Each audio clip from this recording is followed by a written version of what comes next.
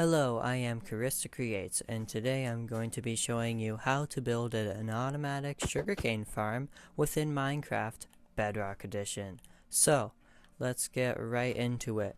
First of all, you are going to need a lot of these 3 blocks in your build. So if you're building this in survival, which I'm going to assume you are going to need lots of iron, lots of redstone, a bit of quartz, and a lot of wood, or just like a spare block like cobblestone will do, but you'll need like a lot of like one specific type of block to build around.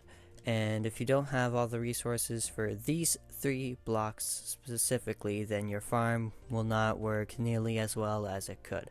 So with that being said, let's get right into it. So to start off on your automatic sugarcane farm, it's simple. All you're going to want to do is place down 7 blocks right next to each other. They can be either dirt or sand. And then you're going to want to create a pattern just like this. Create one, have a bucket of water in hand, place it here, and it'll flow perfectly just like that.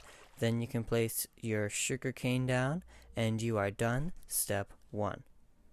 Step 2 is to simply just place another row of blocks of your choosing behind the sugarcane you have just placed.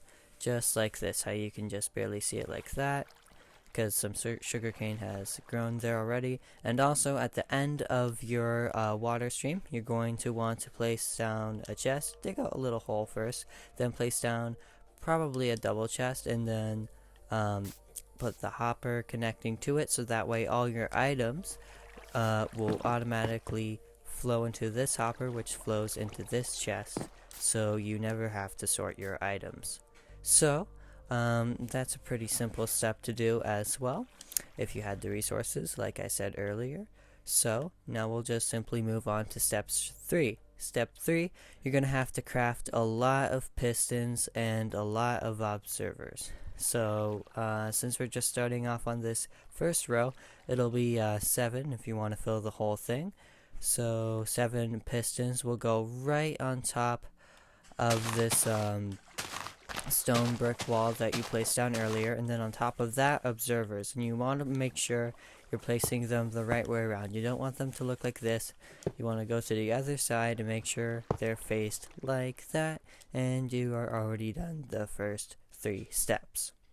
For the next step, what you are going to want to do gets just a tiny bit more complicated, but I've organized it here in colors so it's more simplified.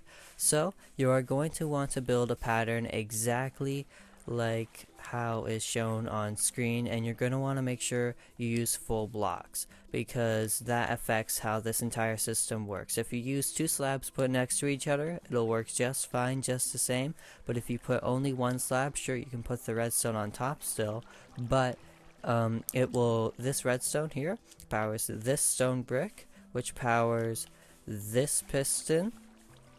Well, no, it allows this piston to be activated whenever it detects a signal from the observers, which detects the sugarcane at their maximum height. So yeah, it's true that whenever one of these grows to the maximum, all of them will harvest, but it's not meant to be like the most efficient for your sugarcane. It's meant to be it's the best sugarcane farm that you can get earliest in the game, which will drastically speed up your progress through Minecraft, especially if you're working with villagers. So just copy this layout here. Obviously it doesn't have to be with the wool blocks, this is just so you can see the different sections, but you're just going to want to copy it like so, and then you're technically done. Now we're going to go on to the next step, because this isn't very good and there's still a few things we need to adjust. The next step is pretty simple. What you want to do is you're going to want to copy what you just did, but you're going to want to do it on the other side. So you see here how I've used stone bricks just as your like placeholder block that you would probably just use cobblestone or wood for anyway. You're going to want to replace that now with dirt and just copy the exact same thing on the other side, and now you've got an even more efficient farm than before. I'd also recommend at this stage, if you're doing this, you're probably fully dedicated to this, so definitely expand your storage like so. It'll carry the loot. We'll prevent this from happening later, but it'll carry the loot all the way down, and it'll spread them throughout the chests, like so. And that'll lead us on to our next step. Now, this is where it looks like it gets complicated, but really, it really isn't. So whenever you're going to want to continue this, you're going to want to continue it upward. But to continue it upward, you always need water next to your sugarcane, so it can grow in the first place. Well, if you place water right on top of your observers, it does not affect them at all, or the layer below. So you can just treat it as if you're starting from right here. This is where the colored parts really start to help in terms of visualization on what I mean. So then afterwards, you can just kind of cover that up with stone bricks afterwards, then place another layer of pistons, and then you just kind of repeat this same pattern, and you can see how you can constantly continue this up and onwards. So now, last thing I would recommend to you, if you're going to continue it higher, or even if you're not going to, even if you're just doing the first layer, you're going to want to create walls. So you're going to want to create a wall at the back, so that way no sugarcane flies out and, gets caught. There's a chance they can get caught on here, but if you're building a lot of these, then the payoff is worth it.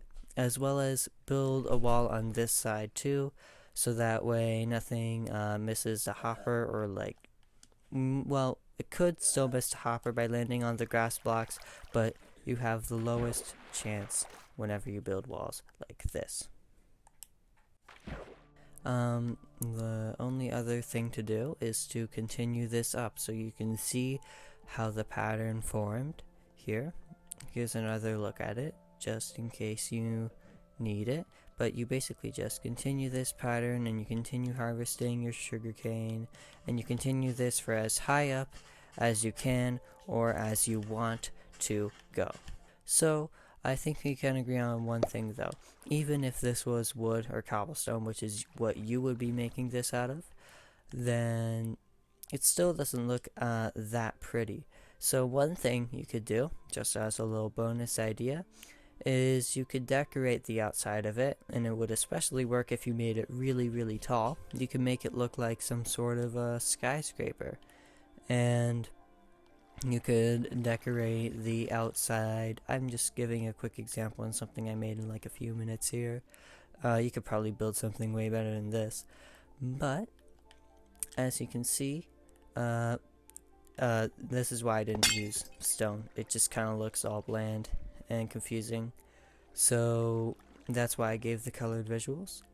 I don't recommend using stone bricks for this at all. It was just something I chose to do because I thought it looked nice on this bottom layer.